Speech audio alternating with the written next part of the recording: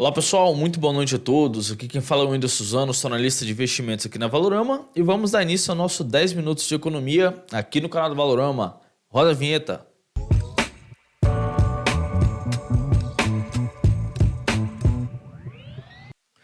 Fala pessoal, bom, tivemos aí hoje uma notícia muito relevante para os mercados mundiais. Tivemos a decisão da taxa de juros lá nos Estados Unidos.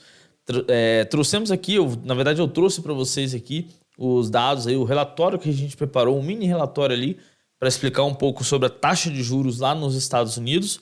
E daqui a pouquinho vamos passar primeiro o nosso panorama e daqui a pouquinho a gente vai para esse relatório aí para mostrar para vocês algumas características aí e o porquê desse aumento da taxa de juros lá fora, tá bom? Bom, pedir para compartilhar a tela, por favor. Temos aí o nosso Ibovespa em um dia praticamente estável, né? Caiu cerca de 0,13%, cotado a 101.797 mil pontos. Um dia aí que tava subindo um pouco mais cedo, depois caiu, ficou no 0 a 0, depois caiu mais um pouquinho. Enfim, tentou fechar no positivo, não conseguiu. E aí fechou numa queda de 0,13%. Detalhe para os juros futuros, os juros aqui no Brasil, o mercado precificando os juros lá em 2026 a 11,56%, uma queda de 1,28%. Os juros para 2025, o mercado precificando em 11,88%, uma queda de 0,88%. E o mercado para 2024, os juros para 2024, mercado precificando em 13,24%, uma queda de 0,26% em relação ao dia anterior.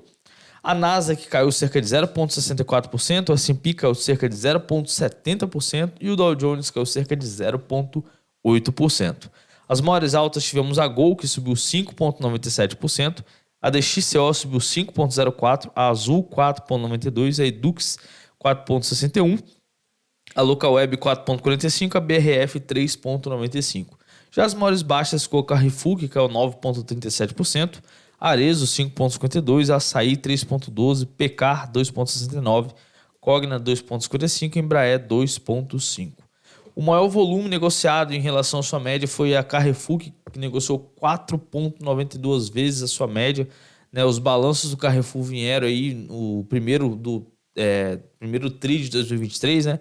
Não foi de acordo com a expectativa do mercado, aí veio bem ruim aí o balanço do Carrefour, como a gente pode observar. E essa notícia ruim foi refletido diretamente aí na questão da variação do Carrefour hoje, né? Caiu cerca de 9,39%, com um volume muito acima da média, em torno de 4,92 vezes. A Fleury negociou 3,05 vezes e a Positivo 2,06 vezes a sua média aí de 20 períodos. Alterando a página, o IFIX ficou em torno de 0,14%. O destaque positivo foi o VILG11, que subiu 3,92%, e o MORI 11, 3,3%. Já as maiores baixas, os antigos conhecidos nossos aí, né, o HCTR 5,84% de queda e o DEVA 11 aí com 3,36% de queda aí no dia de hoje, tá? Os ETFs, o BTEC 11 subiu 3,46%, o ET11 1,53% e o BSD 11 que subiu 1,2%. Já as BDRs, a gente tem o ABC34, né? Para quem não sabe, esse aqui é o Wells Fargo, o banco lá americano, tá? Depois a gente vai conferir ali. E o A1MB34 subiu 10,25%. As commodities, a soja subiu 0,48%, o boi gordo 0,17%. E o petróleo Brent, mais um dia de forte queda, caindo 4,19%. E o minério de ferro 0,74%, tá, pessoal? Deixa eu só pegar aqui, só para confirmar com vocês, tá? Na verdade, pessoal, não é o Wells Fargo, tá? O Wells Fargo é um outro código, eu confundi aí completamente, tá? Deixa eu só pegar aqui qual é o nome da BDR do Wells Fargo aqui. É WFCO. Essa aqui que subiu foi o WABC, confundi aí, né? Porque a BDR do Santander aí tem um BC, né? Confundi com uma questão do banco, tá, pessoal? Então não é aí o Wells Fargo, esse aqui é o Western Becor Corporation aí, né? Então é uma BDR que, pelo visto, não tem nem liquidez, tá, pessoal? Se a gente for olhar aí, vários pontinhos aí no gráfico, então praticamente não tem nenhuma liquidez, tá? A ação está subindo cerca de 11,86%, mas não tem liquidez nenhuma, tá? Bom, vamos ao que interessa. Trouxe aqui para vocês aqui, antes da gente ir para a taxa de juros, vamos falar rapidamente aqui do fluxo de capital estrangeiro, né? Lá no dia 28/4, o fluxo de capital estrangeiro aí, que foi praticamente foi na sexta-feira, o último dia de abril, praticamente o último dia útil, né? O investidor estrangeiro retirou 240 milhões aí da nossa bolsa aqui no dia 28, na sexta-feira, né? E tivemos aí praticamente 4 dias seguidos de retirada, né? Dia 28, dia 27, dia 26, dia 25. Só na segunda-feira que tivemos um dia positivo em 954 milhões, tá? Mas o fluxo de abril encerrou dessa forma. Pessoa física positiva encerrou o mês positivo em 565 milhões. Institucional ficou vendido em 5 bi 938 milhões, né? Investidor estrangeiro 2 bi 665 milhões. Instituição financeira 1 bi 130 milhões e outros em torno de 1 bi 578 milhões, tá? Então foi um mês aí onde tivemos pessoa física, estrangeiro, instituição financeira e outros no ponto positivo, na ponta positiva aí, na ponta comprada do nosso índice Bovespa, né? E se a gente for observar aqui, eu terei para o gráfico mensal, né? O Bovespa subiu cerca de 2,5%, uma alta bem tímida, estava subindo bem mais aí, mas no final do mês aí deu uma corrigida, tá? Então assim se encerrou o mês aí de abril. Vamos ver como é que vai ser amanhã. A gente vai ter os dados do primeiro dia de pregão do mês de maio, no caso, né? Então vamos aguardar aí como é que vai ser esses dados aí no dia de ontem. No caso, no dia de amanhã, né? Peço perdão.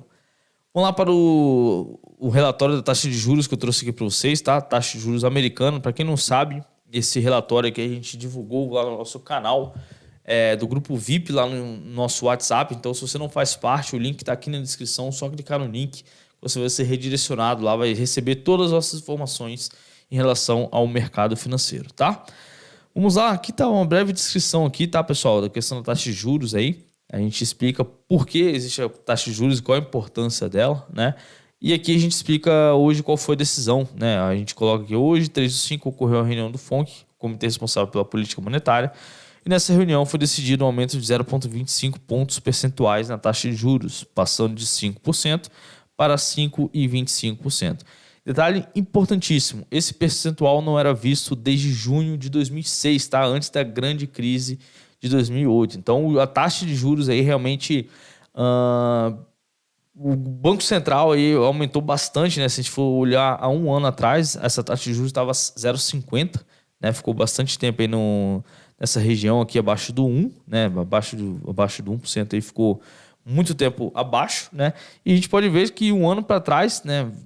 A gente vê a evolução da taxa de juros e imediatamente a inflação já conseguindo diminuir em relação a essa taxa de juros, né? Esse é a gente está vendo na prática aqui, tá, pessoal, o que acontece, o que a gente estuda aí, por exemplo, em economia, né? Por exemplo, o aumento da taxa de juros é exatamente para conter a inflação. O Banco Central americano, ele sempre falava que a inflação estava alta aqui, principalmente no final do ano passado, aí, ele ainda estava alta, ele tinha previsão de aumentar a taxa de juros, enfim.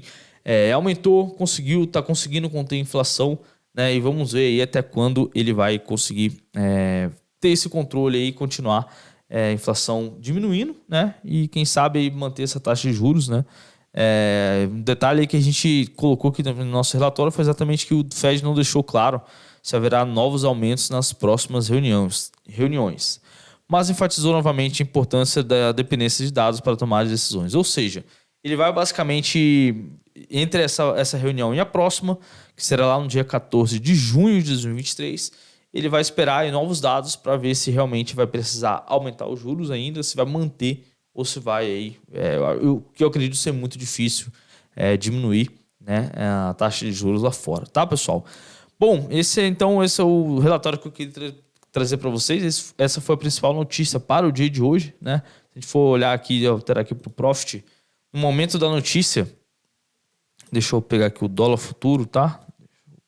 Pegar aqui rapidinho. No momento da notícia foi exatamente ali às 3 horas da tarde. O dólar estava sendo cotado a 5,3. O dólar despencou aí para 5,1 aqui, tá? Aqui é o dólar futuro, para quem não sabe. E o dólar que eu mostrei aqui para vocês é exatamente o dólar comercial, tá, pessoal? Existe uma divergênciazinha de preço, justamente porque ela taxa futura ali, né? A taxa do câmbio futura, né? Então, o dólar futuro sempre vai ter um preço diferente do dólar comercial, o dólar real, né? O dólar à vista, como a gente costuma dizer. Então é normal essa questão dessa diferença.